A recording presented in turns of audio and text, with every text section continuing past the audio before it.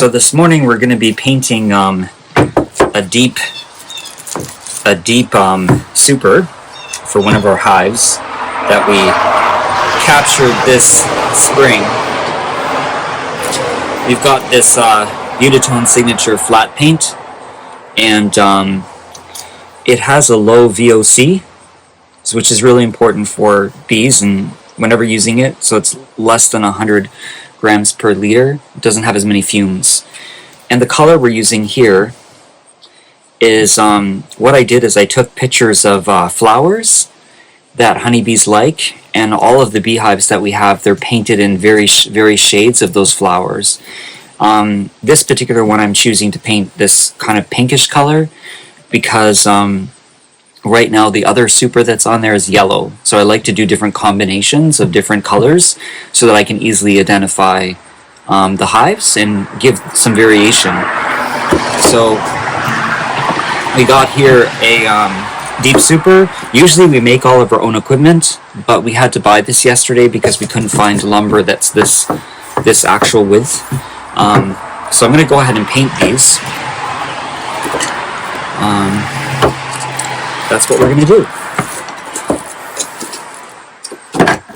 I got our little dollar store brush here because no point's wasting too much money on something that we're only going to use maybe once or twice. So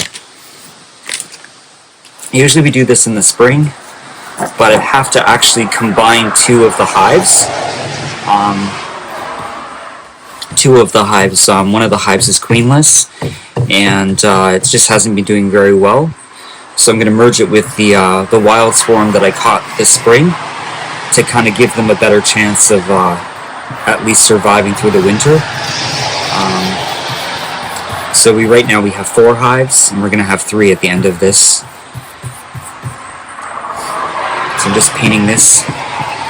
We'll let it dry for a little bit, and I'm going to use my laser engraver to put a number on the hive, so that I can identify this piece of woodenware for tax purposes, of course, because this is a business. So I like to identify all the bits and pieces of what I put on my hives, in case I ever get audited.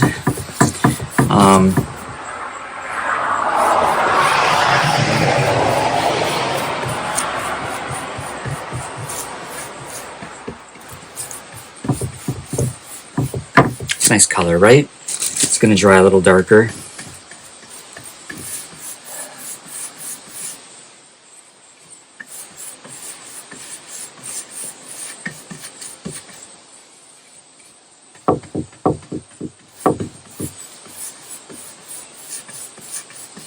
The reason I'm painting them is because it actually helps to weather the wood a little bit so they last longer. Some of the pieces that I use in hives, I actually use a wax, and I wax them. But for the supers, usually I do that with the tops and the bottoms of the boxes, but the supers, I essentially just go ahead and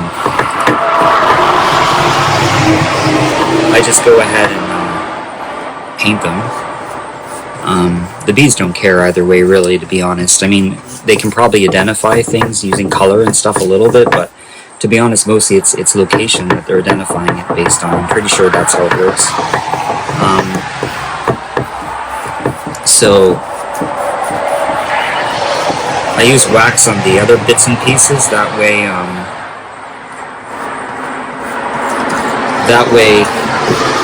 Sorry, I'm just waiting for all these cars to go by. I use wax on the other pieces just so that it gives them a little bit more. Like it makes them look natural and keeps them going for many years to come. So that's those 2 pieces done. I'm just going to put them aside.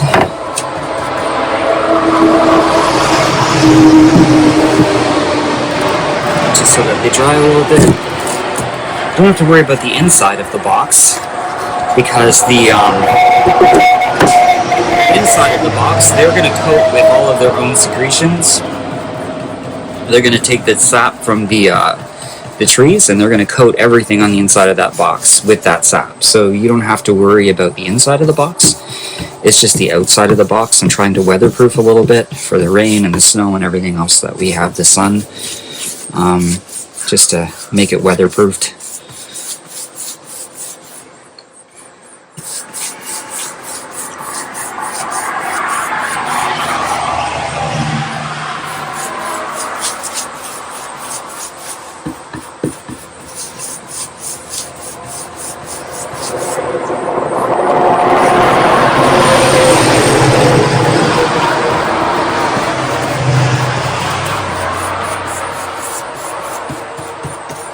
This is not too expensive to buy these supers.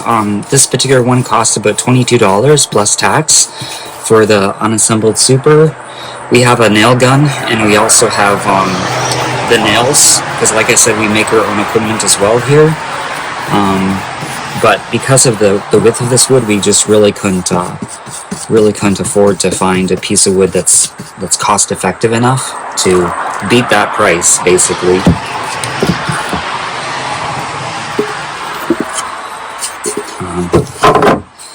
And this is the last piece here we gotta paint. And we'll just let those dry for a few hours before we use them. I'll try to make another video of us merging the two hives together. The one we're merging it with actually has a queen, and she's really great, to be honest. And they're doing really, really well considering that they're a brand new hive. They got a late start, but they're doing really well. We've had a drought here in this part of Nova Scotia for a number of months. We have a little bit of rain yesterday, which is good. But even so, they're still able to find sources of pollen and honey, like the pollen and the nectar, not honey. They're making the honey. So there we go. We finished painting everything. So we'll see you in the next video.